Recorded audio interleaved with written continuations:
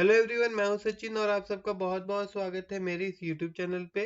और आज के इस क्लास में हम लोग जावा स्क्रिप्ट का मदद से एक छोटा सा एप्लीकेशन बनाएंगे। इस एप्लीकेशन में हम लोग करने क्या वाले हैं कि हम लोग यूजर से दो एंगल लेंगे और यूजर को ये बताएंगे कि ये जो दो एंगल है ये सप्लीमेंट्री है या फिर कंप्लीमेंट्री है या दोनों में कुछ नहीं है।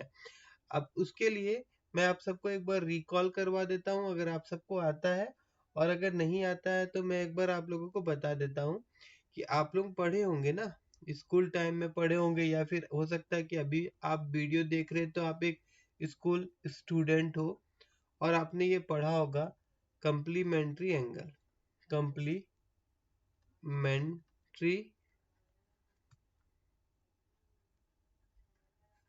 एंगल, ठीक है। तो कंप्लीमेंट्री एंगल कौन सा एंगल को बोला जाता है? वो दो एंगल जिनका सम 90 डिग्री होता है। जैसे कि 60 प्लस 30 अगर मैं करूं तो इनका सम 90 डिग्री होता है। तो ये दोनों एंगल आपस में क्या है? कंप्लीमेंट्री है, ठीक है। अगर उसी प्रकार से मैं 40 प्लस 50 लिखूं तो इनका सम भी 90 डिग्री होता है। तो इस प्रकार से मैं बोलूंगा कि ये दोनों भी आपस में कंप्लीमेंट्री एंगल है। अब रहा बात दूसरा कि सप्लीमेंट्री एंगल क्या होता है। सप्लीमेंट्री एंगल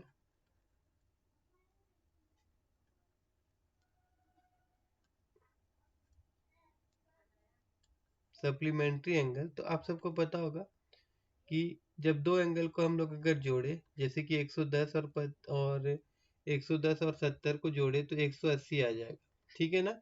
मतलब कि जब दो एंगल का सम 180 होता है तो उसे हम लोग सप्लीमेंट्री कहते हैं। ये कुछ भी हो सकता है, 150 प्लस 30 भी हो सकता है। बस यही है कि इन दोनों को जोड़ने पे 180 आना चाहिए। तो जब दो एंगल को जोड़ने से सम 90 आता है तो उसे हम कॉम्प्लीमेंट्री एंगल कहते हैं। और जब दो एंगल को जोड़ने पे सम 180 आता है तो उसे हम लोग सप्लीमेंट्री कहते हैं, ठीक है। तो इस तरह का ही एक एप्लीकेशन बनाना है और दो एंगल देना है और चेक करवाना है कि दोनों कॉम्प्लीमेंट्री है या सप्लीमेंट्री है या फिर कुछ भी नहीं है, ठीक है। तो चलिए हम लोग चलते हैं अब नोटपैड प्लस प्लस में। और सबसे पहले तो हम लोग वो क्या बोलते हैं, टेक्स्ट बॉक्स बना लेते हैं। तो सबसे पहले यहाँ पे मैं HTML लिखूंगा, उसके बाद मैं यहाँ पे HEAD हेड लिखूंगा, उसके बाद मैं यहाँ पे हेड को क्लोज कर दे रहा हूँ। देन यहाँ पे मैं BODY बॉडी लिखूंगा। उसके बाद में यहाँ पे मैं एक टेबल ले रहा हूँ, यहाँ पे मैं लिखता हूँ TABLE टेबल, और यहाँ पे मैंने लिखा बॉर्डर इजिकल टू, यहाँ मैं लिख दूंगा 1। उसके बाद में यहाँ पे TR that means table row, उसके बाद में TD, और यहाँ पे मैं यूजर को बोलूंगा inter first angle, ANGLE angle, पहला एंगल आप यहाँ पे लिखिए करके। और फिर इस TD को मैं बंद करूंगा और उसके बाद में यहाँ पे दूसरा TD में ले रहा हूँ। यहाँ पे हम लोग इनपुट बॉक्स लेंगे, यहाँ पे हम लोग लिखेंगे input type equal to text, इससे हम लोग को टेक्स्ट बॉक्स मिलेगा। देखिए इनपुट एलिमेंट जो होता है उसमें एक टाइप एट्रीब्यूट होता है, और उस टाइप एट्रीब्यूट में जिस प्रकार का हम लोगों को मतलब क्या बोलेंगे फॉर्म ऑप्शन चाहिए वो मिलेगा। जैसे कि इनपुट बॉक्स हो गया, रेडियो बटन हो गया, इस तरह का सबके लिए कुछ ना कुछ लिखना होता है। तो टेक्स्ट बॉक्स के लिए यहाँ पे टेक्स्ट लिखना होता है। उसके बाद इस टेक्स्ट बॉक्स का नाम मैं दे देता हूँ, तो यहाँ पे मैं इसका नाम A1 दे देता हूँ। A1 दैट मीन्स ये एंगल 1 हो जाएगा। और फिर यहाँ पे हम लोग TD को बंद कर देंगे। उसके बाद यहाँ पे हम लोग TR को क्लोज कर देते हैं। अब क्या करूँगा मैं इसको यहाँ पे ऐसे सेलेक्ट कर रहा हूँ, कॉपी कर रहा हूँ, दैट मीन्स पहले तो सेलेक्ट करना होगा ना, फिर कंट्रोल C से कॉपी किया और कंट्रोल V से मैंने पेस्ट कर दिया। और यहाँ पे आप मैं यूजर को बोलूंगा कि भैया आप सेकेंड एंगल भी इंसर्ट करिए। तो उसके लिए यहाँ पे मैंने मैसेज दिलाया इंटर सेकेंड एंगल, और उसके बाद यहाँ पे जो टेक्स्ट रहेगा, इनपुट टाइप टेक्स्ट रहेगा, बस इसका आईडी जो रहेगा वो मैं यहाँ पे 2 कर दूंगा। उसके बाद यहाँ पे मैं फिर इसको पेस्ट कर रहा हूँ और यहाँ मेरे को कुछ भी नहीं चाहिए। ओके, नहीं तो यहाँ पे मैं रहने देता हूँ इसको। और यहाँ मैं क्या करने वाला हूँ, देखिए यहाँ पे जो टाइप होगा इसको मैं BUTTON बटन कर दूंगा और इस बटन का मैं कोई भी आईडी नहीं रखूंगा यहाँ पे। और क्या करूंगा, मैं यहाँ पे ऑन क्लिक इवेंट को कॉल करूंगा। उससे पहले बटन का मैं नाम दे देता हूँ पहले, ठीक है ना। बटन का यहाँ पे मैं नाम दूंगा चेक, CHECK चेक, ये बटन का नाम हो जाएगा। तो सी को मैं कैपिटल लिख देता हूँ, थोड़ा अच्छा लगेगा। उसके बाद में यहाँ पे बटन का नाम हो, वैल्यू दे देंगे तो बटन का नाम आ जाएगा। पहले इतना मैं आपको दिखा देता हूँ कि कैसे दिख रहा है। तो यहाँ पे अगर मैं ले जाऊं और यहाँ पे इसको अगर मैं रिफ्रेश करूं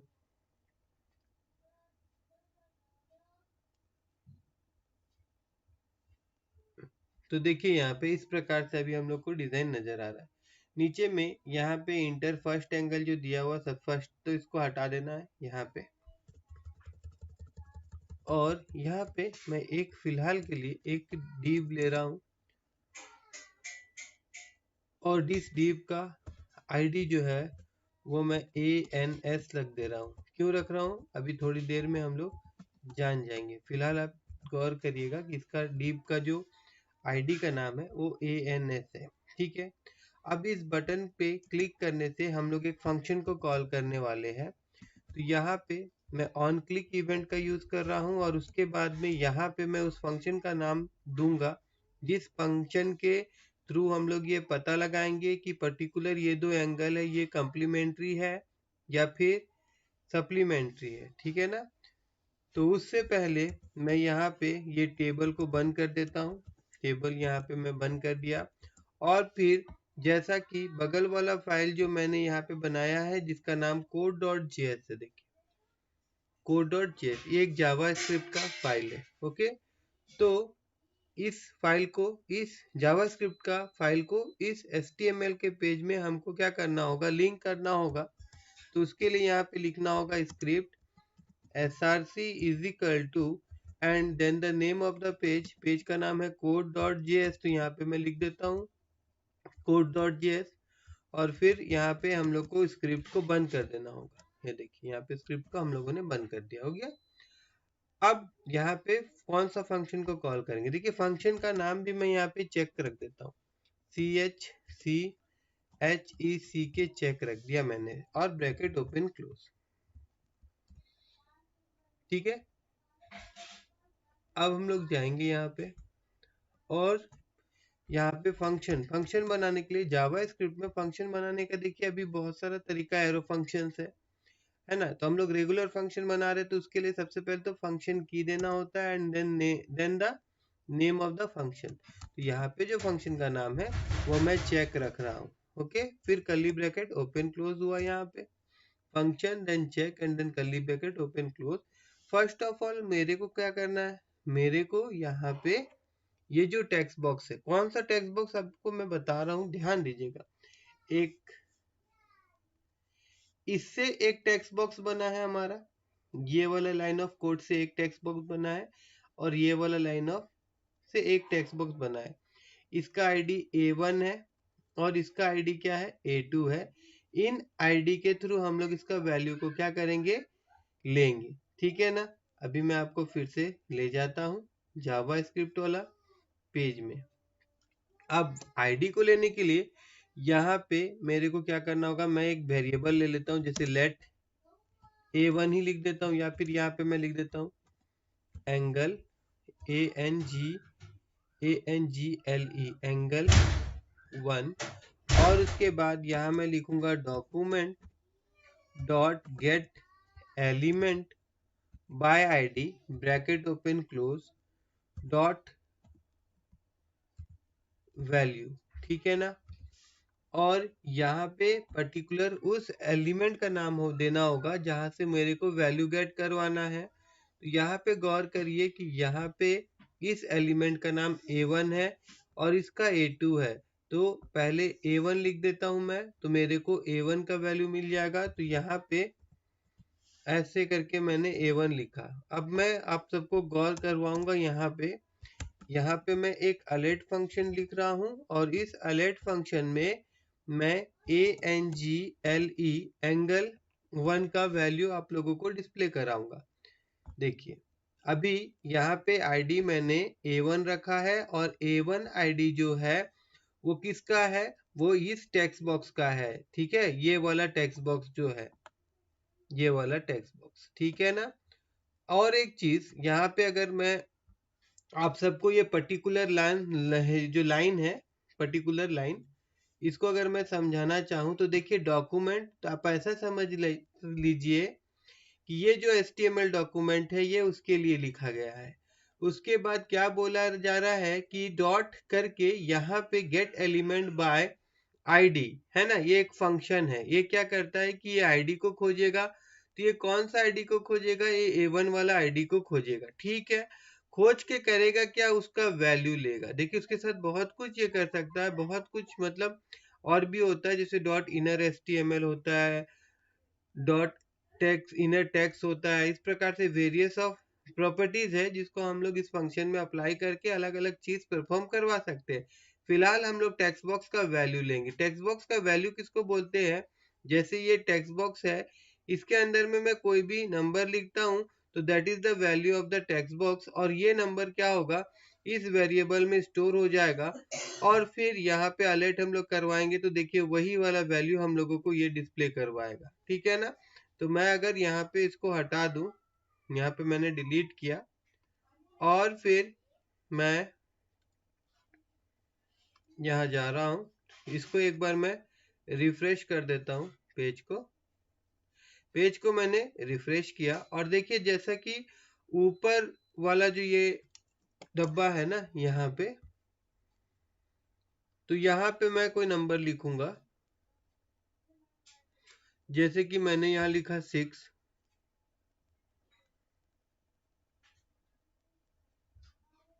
और मैं यहाँ पे चेक में क्लिक किया।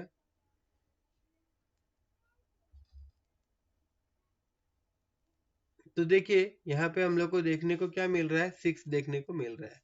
मतलब कि यहाँ पे जो भी वैल्यू देंगे हम लोग वो वेरिएबल में स्टोर हो जा रहा है और अलर्ट के थ्रू यहाँ हम लोगों को देखने को मिल रहा है। आई होप यहाँ तक तो आप लोगों को समझ में आया होगा। अब हम लोग आगे देखेंगे।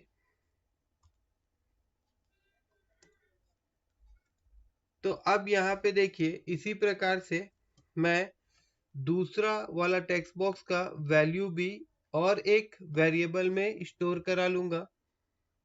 जैसे कि यहाँ पे मैं गया और यहाँ पे इस वेरिएबल का नाम मैंने A2 रखा, और यहाँ पे नेक्स्ट वाला जो टेक्स्ट बॉक्स है उसका जो आईडी है, जैसे कि यहाँ पे देखिए A2, तो मेरे को यहाँ पे क्या देना होगा, A2 देना होगा। तो मैं यहाँ पे A2 दे दिया मैंने।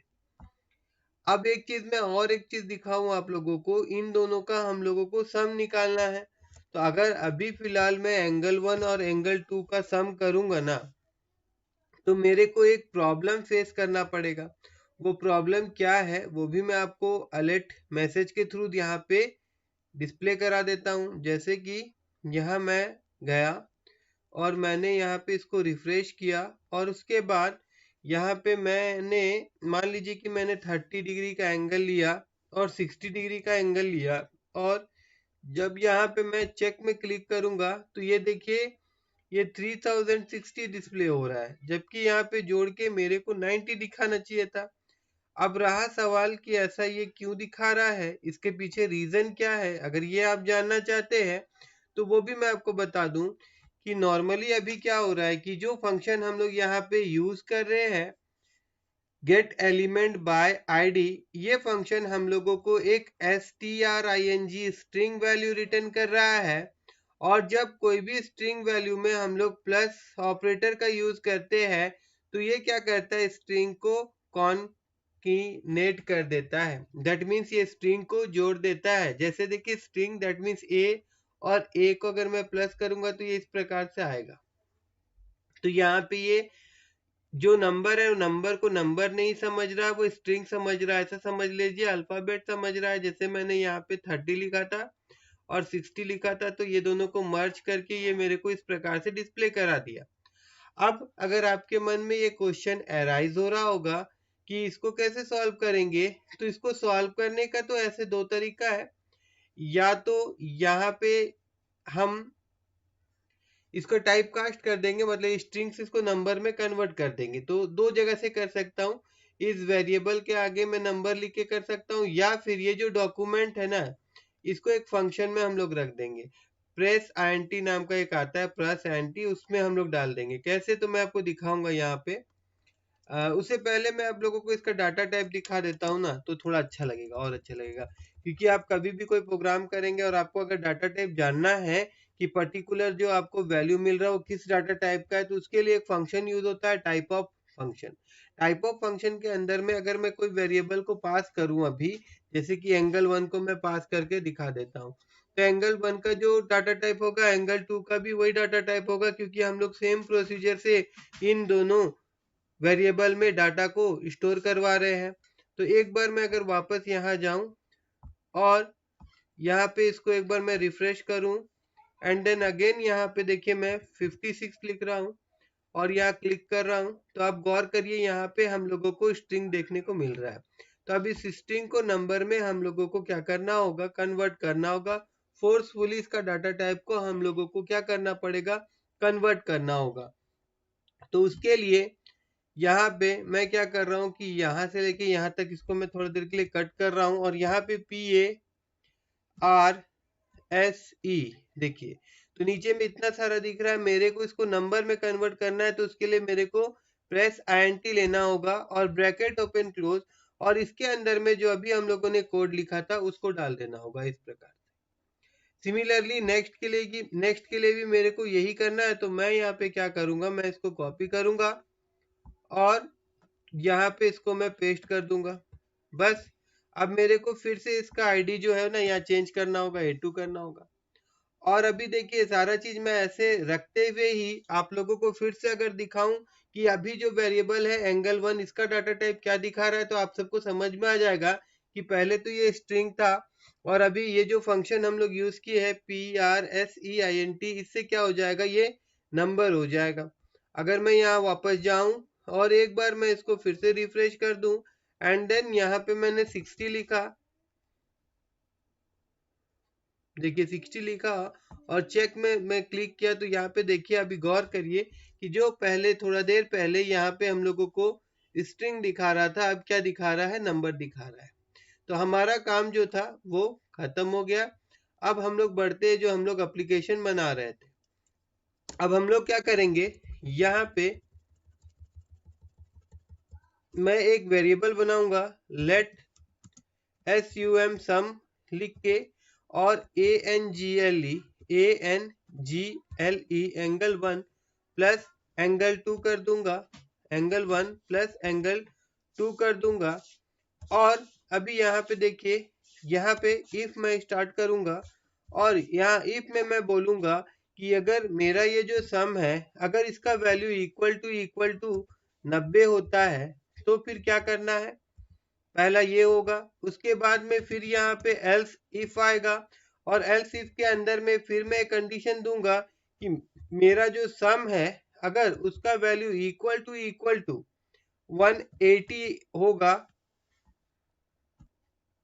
180 होगा, तो क्या करना है। और उसके बाद में लास्टली क्या पार्ट आएगा, एल्स वाला। अगर ये दोनों कंडीशन सेटिस्फाई नहीं करेगा तो फिर ये करना है। तो सबसे पहले यहाँ हम लोग जाएंगे, और यहाँ जाने के बाद में मैं क्या करूंगा कि ऊपर में मैं एक वेरिएबल और ले रहा हूँ RES नाम से, और इसको मैं फिलहाल खाली रखूंगा।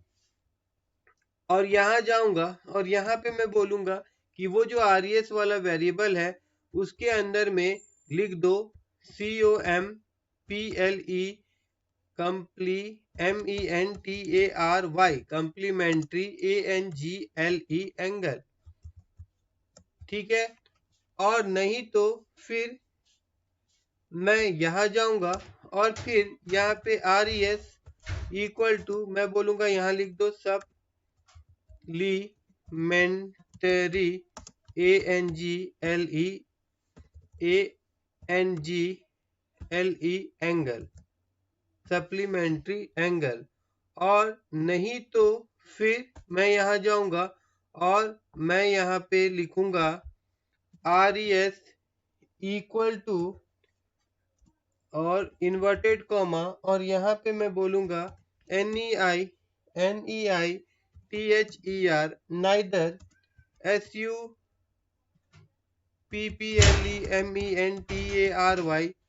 सप्लीमेंट्री और नॉर COMPEMENTARY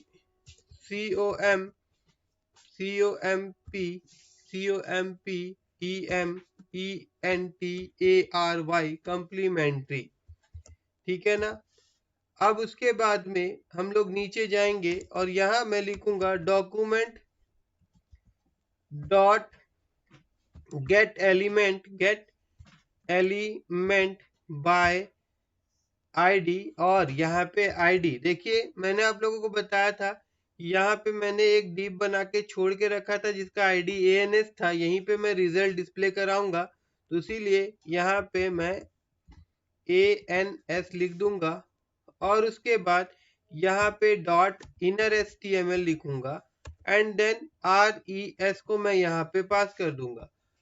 अब अगर मैं एक एक लाइन अभी आप लोगों को समझाऊं तो देखिए होगा क्या कि वहां से जो वैल्यू मिलेगा हम लोगों को, मान लीजिए कि अगर कोई बंदा पहला वाला टेक्स्ट बॉक्स में 30 दिया और दूसरा वाला टेक्स्ट बॉक्स में 60 दिया, तो इन दोनों का सम जो होगा, यहाँ पे एक काम मैं और कर देता हूँ, यहाँ पे एक्स्ट्रा देखिए ये आ गया तो इसको मैं हटा देता हूँ, ठीक है ना, और इसको फिर से मैं सेव कर देता हूँ। हाँ, अब देखिए यहाँ पे तो क्या हो जाएगा, ये हो जाएगा 90, ठीक है ना। तो अब सम का वैल्यू 90 हो गया, तो ये पहला कंडीशन जो होगा यहाँ पे देखिए क्या लिखा हुआ है कि सम अगर 90 होता है, सम का वैल्यू अगर 90 होता है तो दैट मीन्स यहाँ पे ये ट्रू हो गया। और आप सबको पता ही होगा कि ट्रू का जब भी हम लोग इफ का यूज करते तो क्या होता है कि दो चीज हो सकता है, या तो ट्रू होगा या तो वो फॉल्स होगा, या तो ट्रू होगा या तो फॉल्स होगा। अगर ट्रू होगा तो कुछ और, फॉल्स होगा तो कुछ और। तो यहाँ पे ट्रू हुआ तो ट्रू होने से क्या होगा कि अंदर का जो ब्लॉक में लिखा हुआ पार्ट है ना, ये एग्जीक्यूट होगा। अगर ये एग्जीक्यूट होगा तो क्या प्रिंट होगा, कंप्लीमेंट्री प्रिंट होगा। और आप सबको पता ही, अभी थोड़ा देर पहले मैंने बताया था कि दो एंगल का सम अगर 90 होता है तो उसको हम लोग कॉम्प्लीमेंट्री एंगल कहते हैं। अगेन मान लीजिए कि ये सारा वैल्यू नहीं होता और कोई बंदा अगर 110 और 70 देता तो इनका सम 180 होता है। अगर 180 होता तो पहला कंडीशन यहाँ पे फॉल्स मिलता और सेकंड वाला एल्स इफ में जब जाता तो ये ट्रू मिलता, ये ट्रू मिलता तो फिर अंदर वाला पार्ट आपका होता, तो अंदर वाला पार्ट में RES का वैल्यू क्या हो जाता, सप्लीमेंट्री हो जाता। और यहाँ पे हम लोग RES को प्रिंट करा रहे तो क्या हो जाता, सप्लीमेंट्री प्रिंट हो जाता, ठीक है ना। तो और सप्लीमेंट्री क्या होता है, अभी आप लोगों को बताया था मैंने कि जब दो एंगल का सम क्या होगा 180 होगा तो उसको सप्लीमेंट्री बोलते हैं। अब मान लीजिए कि इन दोनों केस नहीं होता, जैसे कोई 70 देता और 10 देता तो इनका सम कितना आता, 80 आता, तो ना ही वो ये केस भी मतलब फॉल्स हो जाता और ये केस भी फॉल्स हो जाता, तो वो एल्स वाला पार्ट, मतलब जब दोनों कंडीशन क्या होगा, फॉल्स हो जाएगा तो एल्स वाला पार्ट रन होता। और यहाँ पे मैंने लिख दिया था नाइदर सप्लीमेंट्री नॉर कॉम्प्लीमेंट्री, तो जाहिर सा बात है ये वाला चीज जाता है और प्रिंट होता। अब बात है कि प्रिंट कैसे होगा, तो देखिए सिमिलरली जैसे ऊपर में हम लोगों ने लिखा था document dot gate element by ID, तो ये किसको ID, कौन सा ID को लेता है, ANS वाला। अब यहाँ पे हम लोग को वैल्यू लेना था टेक्स्ट बॉक्स का, तो हम लोग यहाँ पे वैल्यू लिखे थे डॉट वैल्यू। अब ये क्या करता है ना, जैसे कि देखिए यहाँ पे H1 है ना, H1 के अंदर में वैल्यूज जो रहता है, अगर वहां तक पहुंचाना है हमको तो उसके लिए इनर HTML का यूज करना होता है, उसके लिए इनर HTML का यूज करना होता है। मतलब कि अभी जो डिव हम लोगों ने बनाया था जो कि खाली है, जो कि खाली है, वहां पे क्या आ जाएगा, ये जो वैल्यूज है ना ये वहां पे जाके प्रिंट हो जाएगा, ठीक है। तो चलिए अभी यहाँ पे मैंने सेव भी कर लिया है शायद ना, आई थिंक सो, हाँ सेव है। और अब मैं क्या करूँगा, मैं इसको यहाँ पे लेके जाता हूँ और इसको एक बार मैं रिफ्रेश करता हूँ। इसको मैं थोड़ा बड़ा कर लेता हूँ, ठीक है ना। और आंसर कहाँ पे डिस्प्ले होगा, आप सब गौर कहाँ पे करेंगे, इस जगह पे आंसर डिस्प्ले होगा, ध्यान दीजिएगा, ठीक है ना। मैं अभी इसको हटा देता हूँ और यहाँ पे देखिए सबसे पहले मैं यहाँ पे 40 दे रहा हूँ और उसके बाद में यहाँ पे मैं 50 दे रहा हूँ। तो 50 और 40 90 होता, तो इस प्रकार से यहाँ क्या दिखाना चाहिए, कम्प्लीमेंट्री। जैसे मैंने यहाँ क्लिक किया तो देखिए यहाँ पे कम्प्लीमेंट्री एंगल दिखा रहा है। उसी प्रकार से अगर मैं ऊपर वाला जो वैल्यू है यहाँ पे मान लीजिए कि मैं 130 लिख देता हूँ, तो 130 प्लस 50 कितना होता है, 180 होता है। तो यहाँ पे अभी ये क्या दिखाएगा, सप्लीमेंट्री। तो देखिए सप्लीमेंट्री दिखा रहा है, ठीक है ना। तो ये दोनों चीज आप सबका समझ में आया होगा। और मान लीजिए कि यहाँ पे अगर मैं 10 लिख दूं और फिर इंटर मारूं, तो देखिए नाइदर सप्लीमेंट्री नॉर कम्प्लीमेंट्री दिखा रहा है। तो आई होप कि आप सबको मेरा ये आज का वीडियो अच्छा लगा होगा। अगर अच्छा लगा हो तो मेरे इस वीडियो को लाइक करिएगा और अगर आप फर्स्ट टाइम मेरा वीडियो देख रहे हैं तो मेरे चैनल को सब्सक्राइब करना मत भूलिएगा।